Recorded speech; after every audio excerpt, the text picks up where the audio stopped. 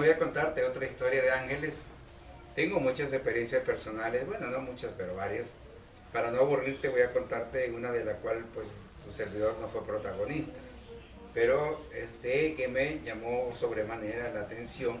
Esto sucedió cuando el terremoto de 1986, que fue uno de los más devastadores que hemos tenido,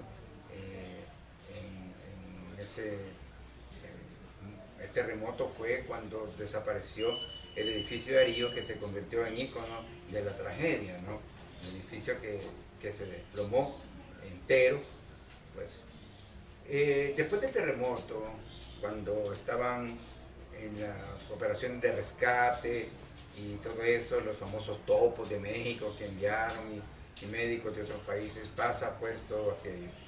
Nos encontramos con aquel panorama devastador y con las historias, ¿verdad?, que surgen después. Aquello de yo estaba aquí, a mí me pasó de esta manera, dónde te encontrabas tú, etc. En ese momento pasan dos cosas importantes. Una, mi esposa tenía una cita para ir al salón de belleza que estaba en el sótano del edificio Darío. La dueña del salón había invitado a mi esposa a hacerse un peinado, un corte de pelo. Y la cita era precisamente a tipo 11:30 de la mañana, algo así. Mi esposa había planeado entrar al salón, hacerse su corte de pelo y después ir a traer a nuestras hijas que estudiaban en una ciudad cercana, Santa Tecla, en otra ciudad.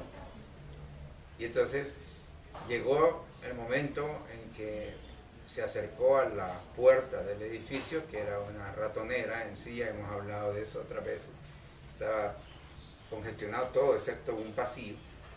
Y cuando ella estaba a punto de entrar al edificio, miró su reloj y pensó que ya era demasiado tarde, que iba a atrasarse, y decidió mejor otro día hacerse su corte e ir a traer a nuestras hijas a Santa Tecla.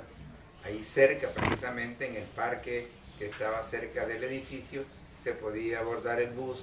Mi esposa cruzó el parque, abordó el bus y unos minutos después, cuando ella iba en el bus, vino la sacudida, el terremoto, que desplomó el edificio, sepultando a todos los que estaban dentro del edificio. Pensar que la suerte la salvó es incoherente para mí, porque no creo en la suerte. Si creo en Dios y en una ley de sucesos de causa y efecto, no puedo creer en la suerte. La casualidad tampoco existe, sería casi lo mismo. El caso es que fue salvada por una fuerza intuitiva que le di aparte de ella. Pero bien, eso no es todo lo que quiero contarte.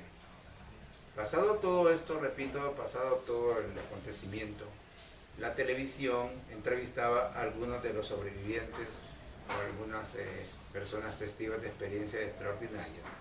Y entonces desde nuestra casa vemos a una persona, un caballero, que obviamente un hombre culto, un profesional, una gente que comentó lo siguiente. Es posible que alguien sepa el nombre de él, yo no recuerdo la verdad ese detalle, pero lo que voy a narrar ahorita es tal como él lo narró. Según él contó, en la oscuridad, sepultado por el edificio, él comunicóse con una señora que estaba también sepultada cerca de ahí. Los dos se mantenían el ánimo conversando. Allí en medio de los escombros conversaban, se hablaban, hasta que ella dejó de contestar, cuando él supo entonces que quizá la señora había fallecido. Los rescatistas habían abierto un boquete y lo vieron, y él sacó las manos por ese boquete, pero el boquete no era lo suficientemente ancho como para que pasara todo su cuerpo. Y entonces, por más intentos que hacían, él se atoraba al salir. Y según él explicó, era muy difícil agrandar el boquete porque piezas metálicas estaban enmarcando el boquete.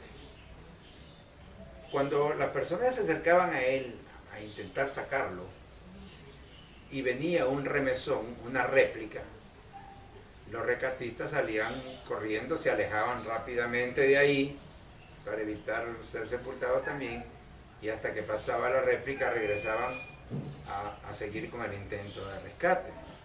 Él contó que eso estuvo pasando un rato, cada réplica se iban y volvían, pero el intento era inútil porque las manos se las tenía afuera, pero no cabía.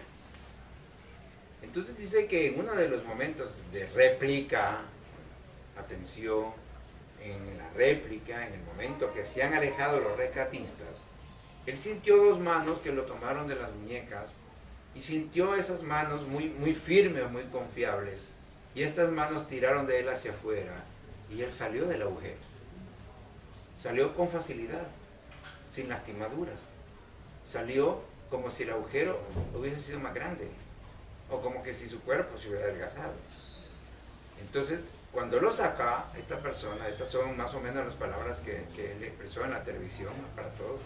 Cuando él se vio afuera y los rescatistas corrieron hacia él para ayudar, él buscó con la mirada a la persona que le había ayudado y la persona no estaba allí.